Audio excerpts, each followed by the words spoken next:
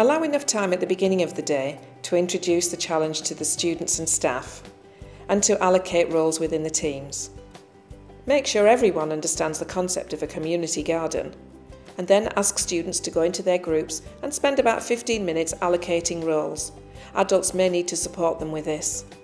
At this stage, you can discuss the qualities needed in a project manager. Well, as a project manager, I have to check that everyone's happy, in doing their role. It's where you manage all the different parts of the team and you stop disagreements and you help out. You've got to keep everyone in order. Once project managers for each team have been chosen, ask them to read their role brief. Adults should then brief each of the managers so they understand their role. Hold all role briefings at the same time. Invite suggestions and ideas from students. Try not to tell the students what they should do.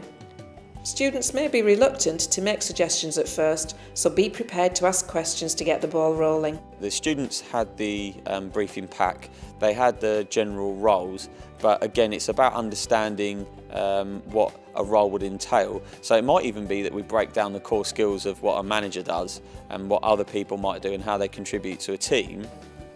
Put the practical activities into context and explain them carefully. Not all managers will engage in a practical activity, although you could include some of your own.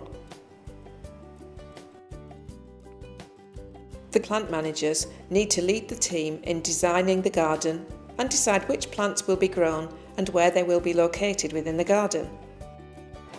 My role in the team today is being the plant manager, and for this job you have to find out what plants you need and when they blossom.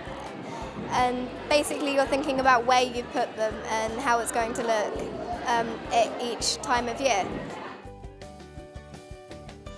The water managers will decide how to maintain and manage the amount of water needed in the garden.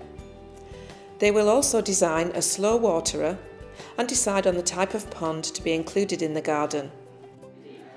We're doing water management, and we have to find out how shallow and deep the ponds are, and we're trying to figure out if a person can't necessarily have to water the plants every day because that would take too long, so we're trying to build a system. The soil managers should discuss the needs of the plants that the garden design managers are choosing, to check if they need to change the soil type in areas of the garden. My role in the team is basically soil management. What we do is we are basically testing the soil, and so we can see what the pH is, so we can give clear details to the gardeners.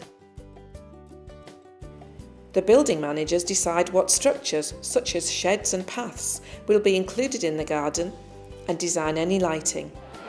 My role for today is the building management, and it's very fun because we get to look at where everything goes and how it all fits in.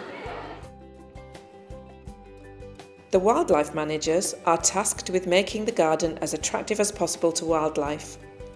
One task which they can be given is to design and make a one-way bee escape.